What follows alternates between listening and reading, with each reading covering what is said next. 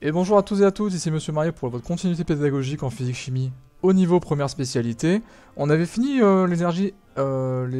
les aspects énergétiques des phénomènes mécaniques, mais on n'avait pas fait les exos, donc du coup on va essayer de faire un petit TD pour se remettre en jambe après ces vacances, que j'espère ont été très bonnes. On fait 2-3 exos ensemble, et puis je vous donne 2-3 à faire du coup pour mercredi. J'espère que vous les ferez avec sérieux. Allez, on replonge du coup dans ce chapitre-ci. On va commencer du coup par le 15, page 312, qui est vraiment sympathique. On a une enfant qui fait du coup de la draisienne sur une ligne droite. Arrivant en un point, elle cherche à s'arrêter juste avant un obstacle situé en un point B, tel que AB égale 10 mètres. Une draisienne en fait c'est un vélo qu'ont les enfants mais qui n'a pas de frein. Donc du coup il frotte ses pieds au sol pour freiner. En supposant que cette force de frottement F est une constante de norme 30 Newton, calcule le travail WAB de F si l'enfant s'arrête au point B. Donc du coup, il faut d'abord, l'aide méthodologique est là, il faut d'abord faire un schéma où vous représentez AB, les forces de frottement ainsi que l'angle entre les deux vecteurs. Alors du coup moi je l'ai fait, bon il est un peu grossier, mais vous avez AB qui fait 10 mètres, on va supposer que l'enfant freine sur un environnement qui est plat. Du coup AB, vous voyez bien que c'est dans un sens, que F se dirige dans l'autre, vu que c'est une force de frottement, elle est naturellement résistante par rapport à votre déplacement. Et enfin, les deux, du coup, sont collinaires, mais de sens contraire, donc avec un angle alpha de 180 degrés. Bon, j'ai mis alpha en toutes lettres parce que sur Paint, on peut pas faire des caractères spéciaux, donc on l'a mis en toutes lettres. Voilà pour le schéma. Qu'est-ce qu'il faut se dire, du coup? On demande de calculer un travail, donc du coup, on va déjà l'exprimer, et on va du coup chercher dans le cours la formule qui permet d'exprimer le travail d'une force de frottement. Quel est ce travail, du coup? Ce travail, c'est celui-ci. Ok, si vous avez un peu lu votre cours, normalement, vous pouvez le retrouver très simplement. Le travail d'une force, c'est quoi? C'est le vecteur, du coup, cette force, fois le vecteur du parcours sur laquelle elle s'applique. Donc du coup, c'est égal au produit scalaire entre vos deux vecteurs, fois le cosinus de l'angle qui les sépare. Une fois que vous savez ça, que vous l'avez posé, mais il ne reste plus qu'à remplacer par les valeurs, et ça devient, du coup, très évident. WAB de F, du coup, c'est F fois AB fois cos 180. F, c'est 30 newtons. AB, c'est 10 mètres. Cos 180, ça fait moins 1. Donc, du coup, vous avez 30 fois 10 fois moins 1, ça fait moins 300. Et tout ça, c'est en joules, parce qu'il s'agit, du coup, d'un travail, et ça a la même dimension qu'une énergie. Donc, du coup, c'est en joules. Et ainsi suivant. 23, du coup, page 313. Une joueuse de tennis frappe une balle modélisée par un point matériel de masse m égale 58 grammes. À l'instant où elle quitte la raquette, la balle est à une hauteur h de 1,0 m du sol et sa vitesse a pour valeur 70 km/h. L'axe des altitudes est orienté vers le haut et l'origine des altitudes est au niveau du sol. C'est-à-dire qu'au sol, du coup, c'est 0 et on remonte en allant vers le haut. Calculez l'énergie mécanique de la balle à l'instant où elle quitte la raquette. Donc du coup, vous avez le mot-clé énergie mécanique. Énergie mécanique, vous avez vu dans le cours, c'est énergie cinétique plus énergie potentielle. L'énergie cinétique, c'est quoi, du coup? C'est, d'une part, du coup, 1,5 de mv carré. L'énergie cinétique en joules, 1,5 de m, la masse en kilogrammes de votre objet, fois sa vitesse, sa vélocité, en mètres par seconde, mais tout ça au carré. Et d'autre part, du coup, vous avez l'énergie potentielle, qu'on se souvient, égale à mgz, la masse, du coup, en kilogrammes, fois l'intensité de la pesanteur terrestre, qu'on va approximer comme étant uniforme tout autour de la Terre, n'importe où on se place. Si on joue au tennis, du coup, au pôle ou à l'équateur, c'est pareil. On va approximer le fait que ce soit pareil, même si au pôle, je pense qu'au niveau terrain de tennis, c'est assez tranquille. Et enfin, Z, l'altitude à laquelle vous êtes. Donc du coup, pour la balle, on va dire que c'est 1 mètre, quoi. On peut du coup, maintenant qu'on a défini toutes nos énergies, poser EM du coup est égal à EC plus EP. Et on va commencer du coup à détailler EC et EP. EC c'est quoi? C'est 1,5 de mv carré, c'est 0,5 x 58 x 10-3, 58 grammes qu'on transfère en kilogrammes. Ensuite, fois 19,4, c'est la vitesse du coup 70 km/h, transférée en mètres par seconde, donc ça il faut le diviser par 3,6, et enfin qu'on élève au carré. Tout ça, ça fait environ 378 joules. En même temps, prenez une balle de tennis dans la tête par quelqu'un de professionnel qui tire avec sa raquette, vous verrez que la balle elle fait pas plaisir. Énergie potentielle, vous avez la masse de la balle, toujours 58 fois 10 puissance moins 3, on transfère toujours en kilogrammes, fois 9,81 newton par kilogramme, c'est bien l'intensité de la pesanteur terrestre, et enfin fois 1,0 parce qu'on est à 1 mètre de hauteur. Donc du coup, tout ça multiplié, ça fait 5,7 joules, donc du coup c'est l'énergie qu'aurait une balle si on la laisse tomber d'une hauteur de 1 mètre, c'est tout. Et en général, effectivement, la différence du coup d'énergie que vous voyez bien, elle se sent bien au niveau du ressenti quand on prend la balle. Si on se laisse tomber une balle dessus d'une hauteur de 1 mètre, ça fait pas très mal. Par contre, si quelqu'un vient nous mettre un revers avec une raquette et qu'on est à l'autre bout, la différence de douleur se fait assez sentir. Maintenant qu'on a calculé EC et EPP, on va pouvoir du coup les additionner pour avoir l'énergie mécanique EM. Et là, ça se trouve tout simplement en faisant 378 plus 5,7, ça fait environ 384. Ok? Voici du coup pour l'exercice numéro 23. On passe au suivant. 41 page 318, j'ai pris l'exercice du coup, l'un des exos les plus durs du bouquin, afin que vous puissiez avoir autre chose en termes de difficulté. On a pris un exercice qui était assez simple, assez direct. Là on va prendre un exercice qui est assez direct aussi, mais qui est un petit peu plus technique au niveau de la compréhension, de la mise en place en fait de votre raisonnement. Toujours pareil, je vais vous détailler les différentes étapes de manière assez complète. Donc Meteor Crater, c'est un cratère qui est situé en Arizona, à l'ouest des États-Unis, et c'est un cratère d'impact qui s'est formé il y a environ 50 000 ans à la suite de l'impact d'une météorite. Ce diamètre, du coup, il vaut blablabla. Ça, c'est de l'histoire que vous pouvez lire, du coup, pour votre culture G. Dans tous les cas, c'est une météorite qui s'est engagée, du coup, dans l'atmosphère avec une masse de 300 000 tonnes. En général, l'astéroïde, c'est pas léger, hein. Quand ça fait des gros cratères, c'est que c'était très lourd. Et elle s'est fragmentée à 5 km du sol, avec son diamètre qui a diminué de moitié avant de toucher la Terre avec une vitesse de valeur 12,8 km par seconde. Ce qui est assez énorme, hein. Les effets de l'atmosphère commencent à se faire sentir dès qu'une météorite entre dans l'atmosphère et est environ 120 km du coup au-dessus de la Terre. À cette altitude, on peut dire qu'une météorite a une valeur de vitesse comprise entre 12 et 72 km par seconde. C'est une fourchette assez dégueu parce qu'on passe quand même du simple au quintuple comme ça, hein. Mais bon, on fait avec. Petit A. En supposant qu'à l'altitude 120 km de haut, la météorite avait une vitesse de 12 km/h, c'est entièrement faux, hein. C'est beaucoup plus gros que ça. Mais on va dire que, pour l'étude de ce cas, on va dire que c'est 12 km/h. Calculer sa vitesse d'impact sur la Terre si l'on considère qu'elle est en chute libre. Donc du coup, on prend un astéroïde. Quand ça rentre dans l'atmosphère, on appelle ça une météorite. C'est le même engin. Mais quand c'est à l'extérieur, on dit un astéroïde. Quand c'est à l'intérieur, on dit une météorite. C'est une différence de termes, c'est nul, mais c'est comme ça. Et dès lors qu'elle rentre dans l'atmosphère, du coup, on va dire qu'elle est en chute libre.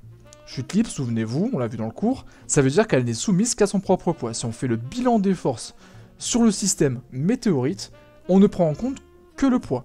Et ce qui est très faux, parce qu'il y a des forces de frottement qui sont considérables. Quand vous avez une météorite qui s'engage dans l'atmosphère terrestre, vous avez une grosse traînée enflammée, parce que c'est plus une météorite, c'est une boule de feu, hein, visuellement. Et donc les forces de frottement, qui sont proportionnelles au carré de la vitesse, ne sont pas du tout négligeables. Mais dans le cas qui nous intéresse ici, on va dire que du coup on est en chute libre.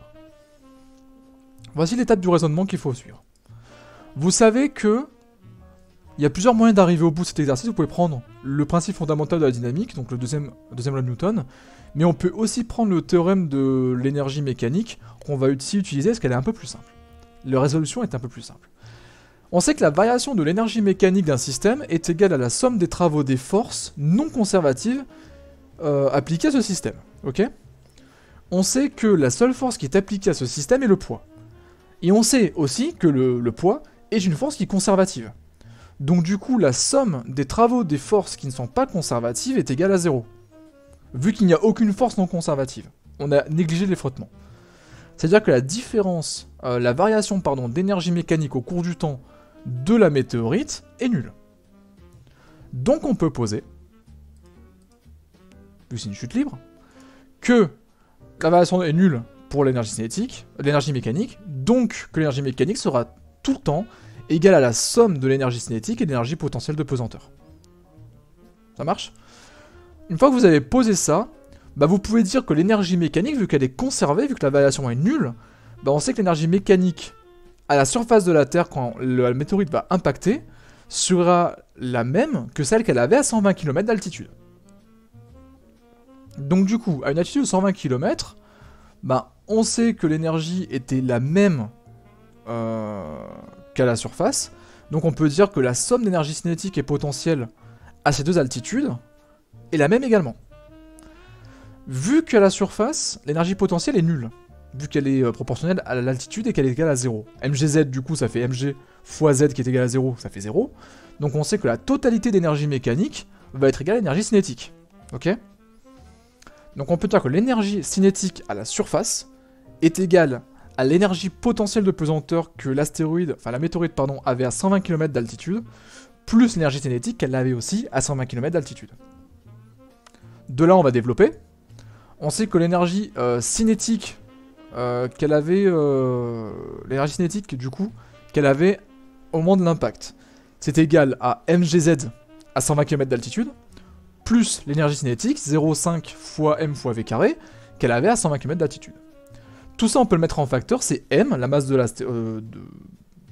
météorite, facteur de 0,5 fois g fois z fois v carré.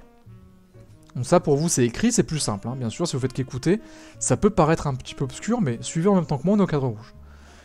Du coup, l'énergie cinétique que vous avez au moment de l'impact, à 0 mètre d'altitude, c'est égal à la masse de la météorite, 300 000 tonnes, que vous transférez en kilogrammes. Donc 300 000 fois 10 puissance 3 kilogrammes.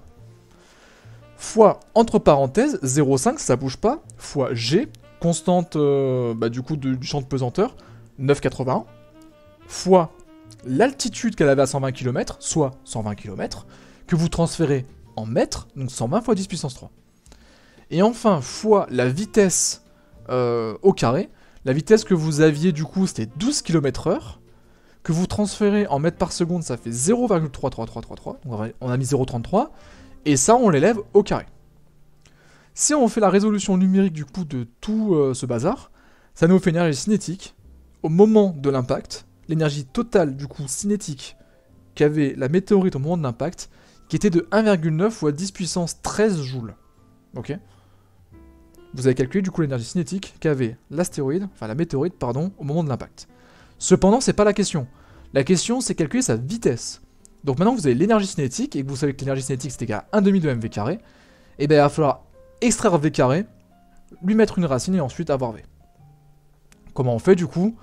On sait que l'énergie cinétique à la surface c'est égal à 0,5 fois m fois v carré. Donc on sait que v carré c'est égal à 2 fois l'énergie cinétique à la surface divisé par la masse de votre météorite. Ça fait du coup 2 fois 1,9 fois 10 puissance 13, ce que vous avez trouvé en joules, divisé par, entre parenthèses, 300 000 fois 10 puissance 3. N'oubliez pas ces parenthèses sur la calculatrice, sinon vous trouvez un résultat qui est erroné d'un facteur 1 million. Ainsi, vous avez que v carré, après résolution numérique, est égal à 1,28 fois 10 puissance 5, dans l'unité mètre seconde, enfin mètre par seconde, le tout au carré. Vous mettez une racine, du coup, là-dessus, et vous trouvez une vitesse en mètres par seconde pour votre météorite au moment de l'impact, qui était de 358 mètres par seconde. 358 mètres par seconde, ça fait quand même 10 fois la vitesse de Usain Bolt. Hein. Ça, j'ai rien. Une fois que vous avez trouvé ça, vous avez répondu à la question. Question B maintenant. En comparant la valeur de la vitesse calculée dans la question précédente aux données de l'énoncé, émettre une hypothèse sur ce qui pourrait expliquer la fragmentation de la météorite avant son impact au sol.